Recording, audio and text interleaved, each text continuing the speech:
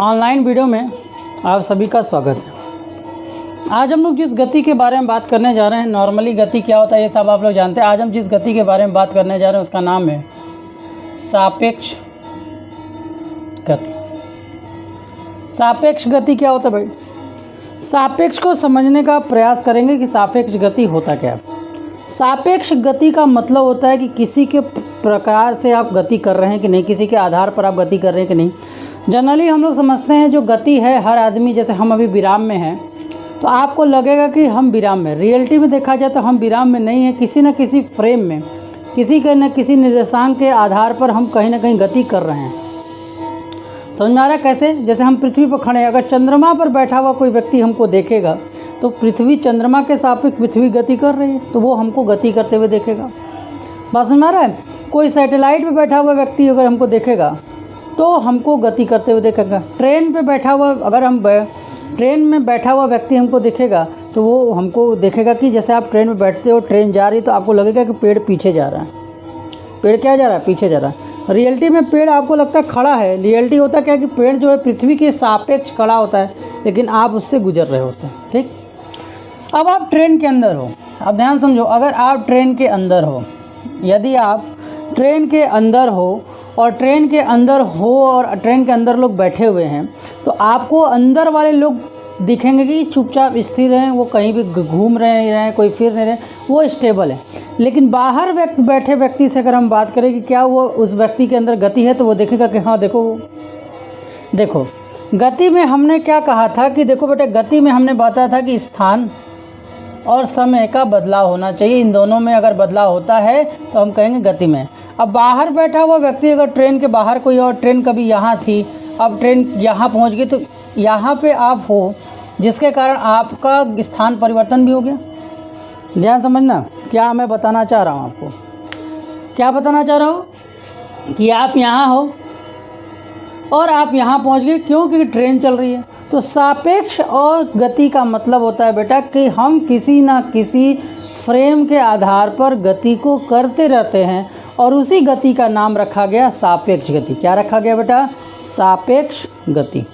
सापेक्ष गति में अगर हम देखें तो सापेक्ष गति का फॉर्मूला अगर हम देखें तो सापेक्ष कितने प्रकार के हो सकते हैं। सापेक्ष में हम देखो क्या क्या होता है। सापेक्ष में अगर कोई चीज़ नियत होती है तो वो उनके बीच की दूरी को हम लोग नियत मानते हैं। क्या मानते हैं बेटा? नियत। उसमें वेग बदलता है, उसमें आपका त्वरण भी बदलता है। तो सापेक्ष गति में आपका सापेक्ष वेग भी बदलता है और सापेक्ष त्वरण भी आपका बदलता है। जनरली इसका फॉर्मूला va माइनस vb करते हैं या acceleration of a minus acceleration of b भी करते हैं। कहने का मतलब सापेक्ष का मतलब है किसी न किसी के आधार पर गति करना। जैसे मान लीजिए दो ट्रेनें, एक इधर जा रही, एक का स्पीड आपको 60 किलोमीटर प्रति घंटे की रफ्तार से दिख रही है और दूसरी भी एक गाड़ी जा रही जिसकी स्पीड है 40 किलोमीटर प्रति घंटे की रफ्तार से आपको दिखाई दे रही है। दोनों की स्पीड क्या बेटा? कांस्टेंट है मान लीजिए, मतलब दोनों की स्पीड एक ही जैसे। तो अब अगर हम यहाँ पर 40 वाला व्यक्ति अगर इसको देखेगा, 40 वाला व्यक्ति अगर 60 वाले को देखेगा तो उसे क्या लगेगा कि वो 20 किलोमीटर प्रति घंटे की रफ्तार से आगे की ओर जा रहा है।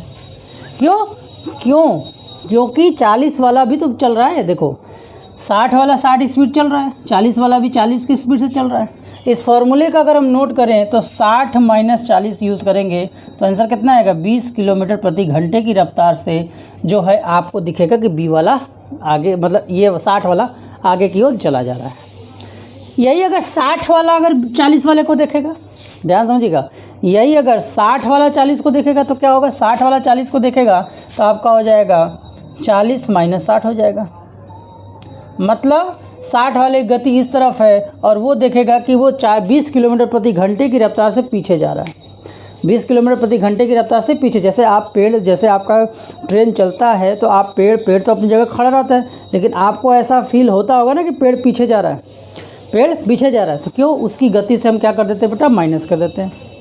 अब यही अगर दोनों, एक इधर आ रहा हो 60 किलोमीटर और एक इधर आ रहा हो 40 किलोमीटर, दोनों का डायरेक्शन इस बार अपोजिट हो जाए तो इस फॉर्मूले से भी ये 60 हो गया, माइनस ब्रैकेट में माइनस 40।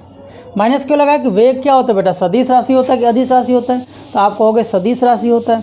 सदिश राशि होने के कारण, ध्यान समझिएगा, सदिश राशि होने के कारण, ध्यान समझिएगा, सदिश राशि होने के कारण इन दोनों में क्या होगा बेटा, डायरेक्ट, इसको अगर हम पॉजिटिव डायरेक्शन मानते हैं तो इसको हम लोग को निगेटिव डायरेक्शन मानना पड़ेगा, और आपका आंसर हो जाएगा 60 माइनस प्लस 40, और आपका आंसर हो जाएगा 100।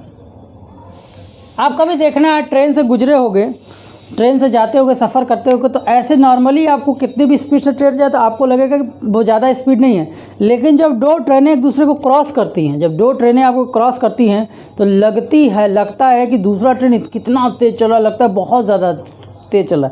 रियलिटी में क्या है कि आपका ट्रेन का स्पीड मान लीजिए 80 है, इस ट्रेन का भी मान लीजिए स्पीड 80 है, तो जब दोनों क्रॉस करते हैं तो आप जब एक दूसरे को जब क्रॉस करते हो तो आपको जो दूसरा ट्रेन दिखाई देता है उसकी स्पीड आपको 80 नहीं दिखाई देकर 160 की स्पीड दिखाई देती है। इसी के कारण वो ट्रेन आपको जल्दी से बहुत तेज़ी से पास होता हुआ दिखाई देता है कि बाप रे बाप कितना तेज़ी से चल रहा है। इन सब के पीछे सापेक्ष गति है। अब सापेक्ष गति अभी हमने 1D मोशन में बताया, इसी तरह हम लोग 2D मोशन में भी देखेंगे। जैसे फॉर एग्जांपल को समझने का प्रयास कीजिए। एक आदमी है, ऐसे जा रहा है, एक आदमी ऐसे जा रहा है, ठीक। अब यह आदमी अगर इसको देखेगा, अब ये आदमी अगर इसको देखेगा, कोई आदमी देखो ऐसे जा रहा है, ये ऐसे, ये ऐसे, ठीक। अब ये आदमी इसको दिखेगा तो इसको तो कार ऐसे जाते हुए दिखाई देगी। ध्यान समझो हम क्या बताना चाह रहे हैं, बहुत लॉजिक की चीज़ है, इसीलिए पहले आपको गति का बारे में पहले पढ़ा दिया गया। अब देखो ये ऐसे जा रहा है, ये ऐसे ऊपर जा रहा है, ये ऐसे नीचे जा रहा है, लेकिन अगर हम इनके बीच में सीधी डायरेक्शन में देखें तो उसको फील क्या होगा, उसको फील होगा कि ये कार जो है इससे जा रही है, ये कार जो है ऐसे जा रही है।